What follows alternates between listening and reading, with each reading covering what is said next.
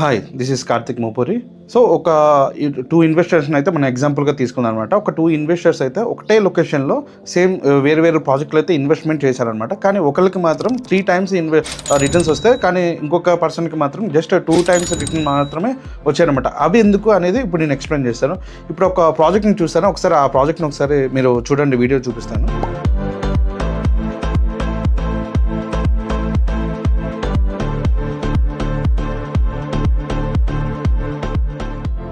So ఈ project అనేది మనకి ఎగ్జాక్ట్గా ఓవరాల్ నుంచి 1 కిలోమీటర్ డిస్టెన్స్లోనే ఉంటుంది అండ్ హైవే ఫేసింగ్తోనే ఉంటుంది అనమాట. బట్ మీకు చూసారు కదా, కన్స్ట్రక్షన్స్కి కొన్ని వచ్చాయన్నమాట. ప్రైమ్ లొకేషన్లో ఉంటుంది కానీ కన్స్ట్రక్షన్ మాత్రం ఎక్కువ రాలేదన్నమాట. సో ఒక 2-3 అపార్ట్మెంట్స్ అయితే దీంట్లో కన్స్ట్రక్షన్ చేసుకొని లివింగ్ కూడా ఉంటున్నారు.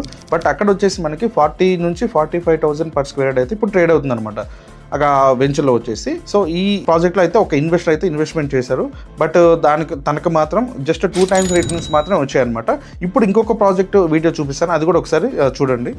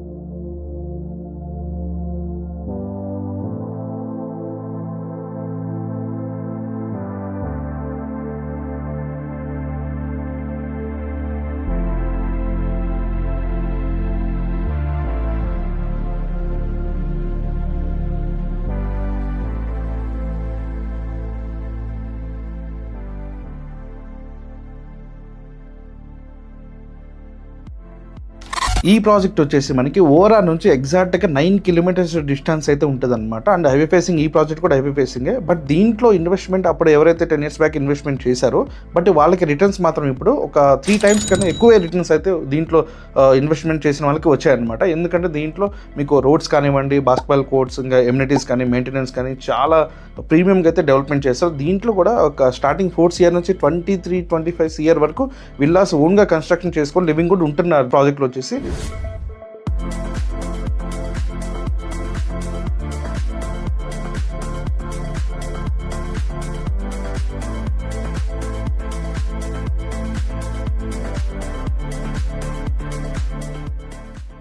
బట్ సేమ్ లొకేషన్ కానీ డిస్టెన్స్గా ఆ ప్రాజెక్ట్ కంటే ఈ ప్రాజెక్ట్ చాలా డిస్టెన్స్ ఉంది. బట్ ఇక్కడ మనకి ప్రైస్ ఇంక్రీజ్ అవ్వడానికి మెయిన్ థీమ్ అక్కడ ఏంటంటే మెయింటెనెన్స్ అండ్ ఇచ్చే ఎమ్యూనిటీస్ అనమాట.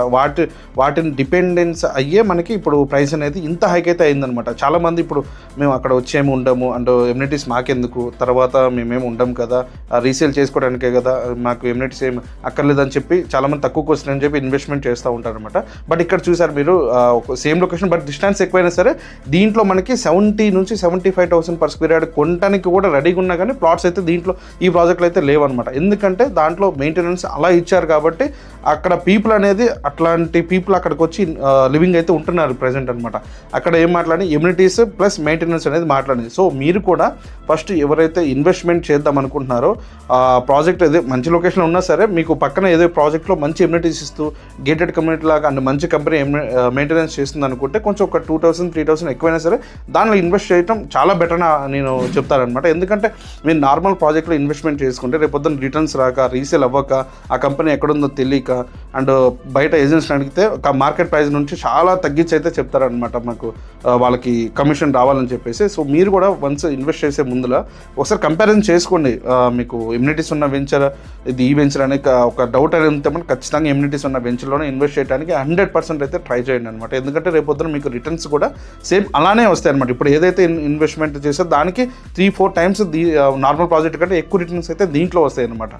సో అలాంటి ప్రాజెక్ట్స్ ఎక్కడ ఉన్నాయి అంటే ఎలాంటి లొకేషన్ ఎలాంటి ప్రాజెక్ట్లో ఇన్వెస్ట్ చేయాలి, ఎమ్యూనిటీస్ కన్నా మెయిన్ లీగల్ ఒపీనియన్ అనమాట, లీగల్ వెరిఫికేషన్ చేసుకోవాలన్నమాట, వాటికి అప్రూవల్స్ ఉన్నాయో లేవా ఇవన్నీ మాకు ఒకసారి కాంటాక్ట్ అయితే అలాంటి బెస్ట్ ప్రాజెక్ట్స్ అనేవి మీకు ఏ లొకేషన్లో కావాలన్నా కానీ నేనైతే మీకు సజెస్ట్ చేస్తాను. ఒకసారి better to contact us. Thank you for watching.